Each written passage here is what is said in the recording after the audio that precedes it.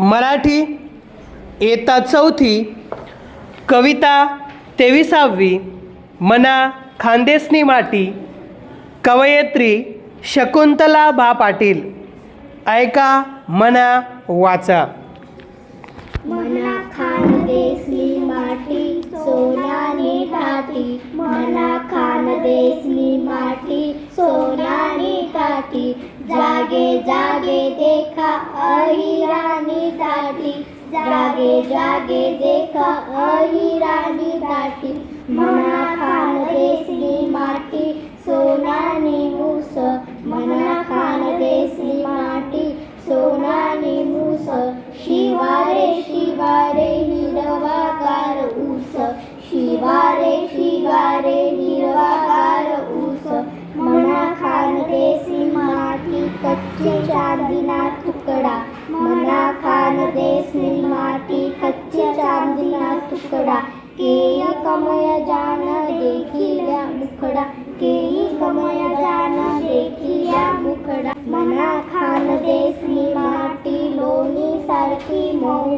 मना खानदेसी माटी लोणी सारखी मऊ, पिकस सालो साल साय माय गहू, पिकस सालो साल साय माय गहू, मना खानदेसी माटी माटी भगवान, मना खानदेसी माटी माटी भगवान, सदा तिना जीवर नहीं कसा निवान, सदा तिना जीवर नहीं कसा निवान, मना खानदेसनी माटी सोनानी थाटी, मना खानदेसनी माटी सोनानी थाटी.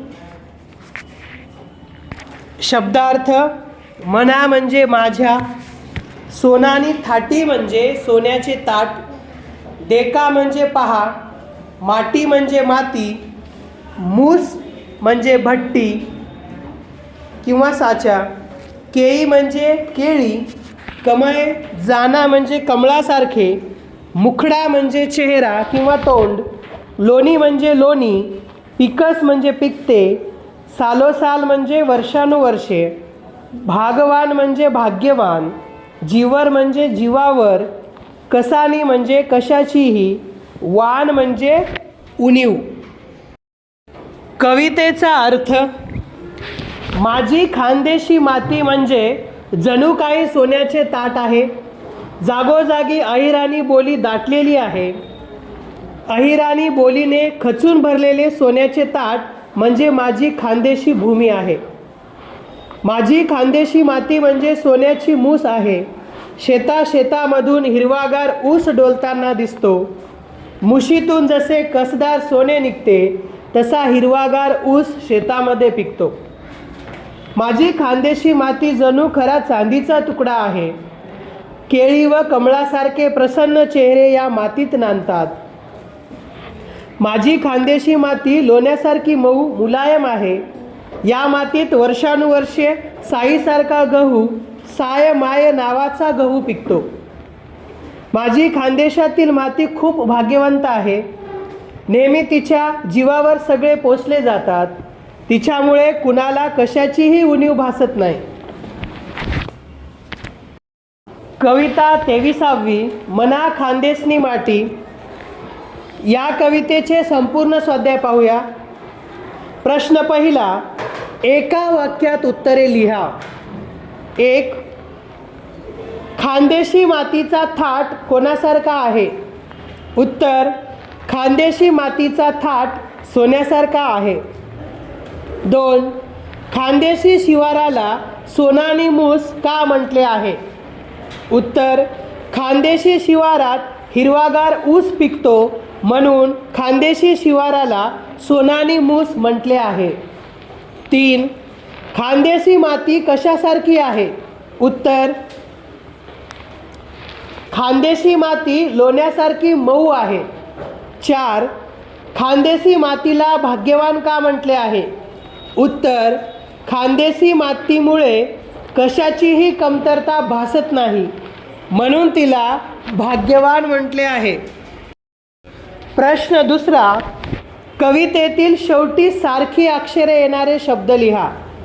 उदाहरणार्थ माटी, ताटी,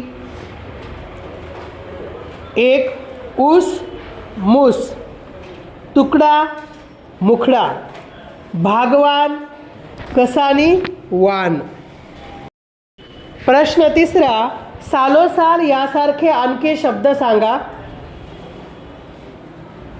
उत्तर घरोघर, दारोदार, रस्तोरस्ती, गल्लोगल्ली. प्रश्न चौथा, भाग्य या शब्दाला वान हा प्रत्यय लागून भाग्यवान हा शब्द तयार झाला आहे. खालील शब्दांना वान प्रत्यय लावा.